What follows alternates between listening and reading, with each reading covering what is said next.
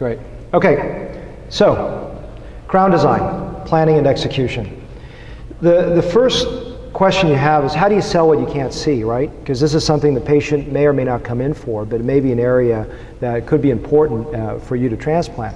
Well, I think you got to sort of have them see all sides of the picture. What does that mean? It means that there really are three elements that you may not consider. The back, the baldness is obvious, correct?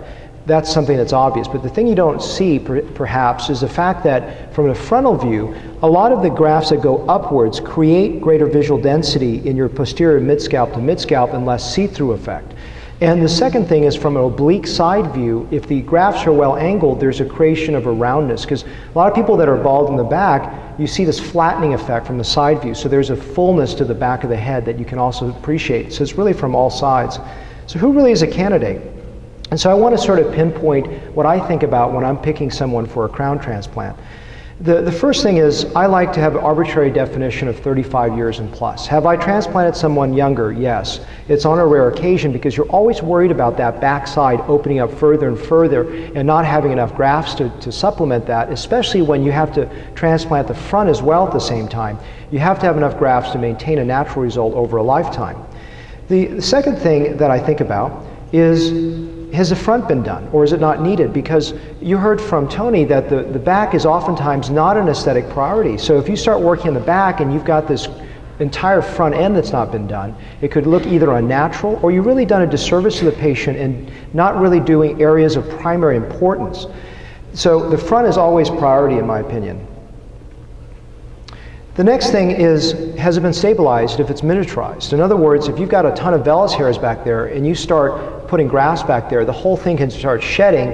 And I always like to make sure that, one, it's stabilized with Propecia Rogaine for some time, 6 months to a year, if possible, if there's a lot of miniaturization, if it's not just a frankly bald area.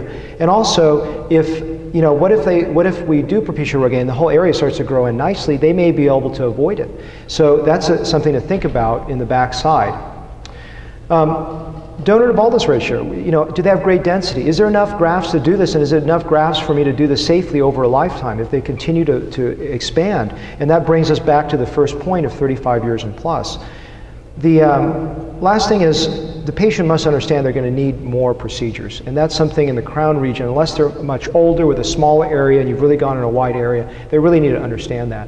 So what are some patterns out there that you see? So there's a lot of patterns out there. This is something that Ziering has published, and you can see that in most men, it's a clockwise pattern, and with women, there's more of a diffusion pattern that's obvious there. And this is something he's published, and I think it's more important just to know this academically, but what we're going to do is specifically manage different pattern designs when we see the patient. The types of hair loss patterns are either a classic round area or a kidney shaped. And the other thing you want to look for, we're going to talk about in a moment, is a cornet pattern where there's a little bit of recession toward the central area, where if you don't sort of wet the hair or look for it, you may miss that there's a central occipital region that's toward the donor area that is also bald, that either needs to be transplanted or at least avoided when you're in terms of harvesting. So, Billboard Effect, what does this mean? It means that the crown is an area that always requires more grafts than you think. Why is that? Well, if you think of the head like a box, the mid-scalp and the hairline are on the horizontal plane. So if all your grafts are lined up like this, it creates more visual density just by the nature of having the grafts visually covered this way. But if you take that on end and you look at it straight on, and all your grafts are now in a whorl pattern, now you're going to have more baldness looking at you. So if you have more baldness looking at you, you've got to undersell a patient of what kind of density you can get back there. And some people believe the graft take is a little bit less in the crown. You place all that together and you want to undersell a patient what can be done in the crown region. So I always actually use the word Billboard Effect. So planning the donor area, it takes a lot of grafts to do this, and you always want to go back and take a look if there's an area that is thinning the cornet pattern, so you want to stay out of an area that's retrograde loss going down into that region that would be unsafe to harvest. It always takes longer, a bigger number of grafts than I think. I will always wind up, when you start wetting the hair and looking at what you need to do, unless it's a very small crown, I wind up taking about 30 centimeters or so, try to get that area covered, probably about 1 centimeter in width. And so you start with initial plan. I'm going to transplant this, and this is all I'm going to do. But areas that when you wet the fringe and you start to do it, you start to see, oh my God, I've got more areas to cover. And so is that all you need to do? Well, in the older patient, perhaps, when you're not worried about a lot of further recession.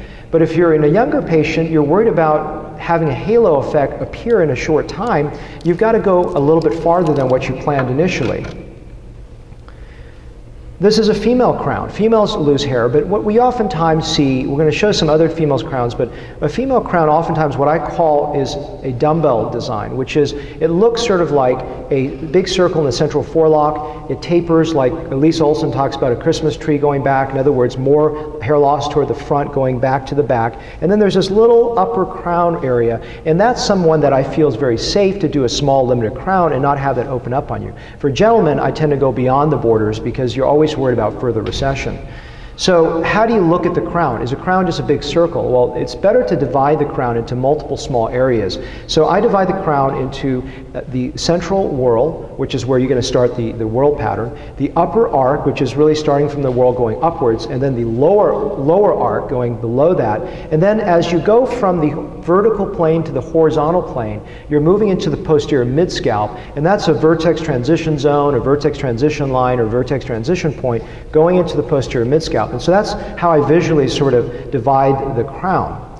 So if this is how hairs radiate around it, the key with this is to create good transition zones that merge well. So I start with a whorl. This is a whorl pattern, and then I want to make sure that everything joins. You want to remember one thing when you design hair: you don't want any abrupt transitions. Everything should be very fluid in transition. So if you see, almost everything arcs naturally going up, except in the upper portion of it where it sort of bends and curls back up. So think about those transitions. Nothing should be abrupt in the back side. As you go laterally into the parietal humps, as you go right back into the posterior mid-scalp, and as you go into the occipital donor area, all the hair angles should blend and transition seamlessly.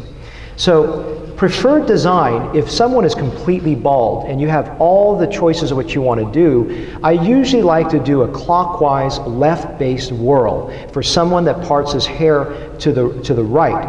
And the question is why? Well, one is the fact that the hair angles tend to follow the part, and I think that it covers the part better on the left, and also it is more combable going to the right. So I like a left clockwise whorl, and I think it looks more natural when the point of maximal attention is a little bit off to the side. And that's sort of my desired way to do it. How do I create density priority? Because, you know, we don't want to, you heard from Tony earlier that you put more density in the central forelock. Even though it's an area of less priority, you may put more onto the posterior mid-scalp. Well, this has the same thing. A crown, I don't just put the same number of grafts everywhere.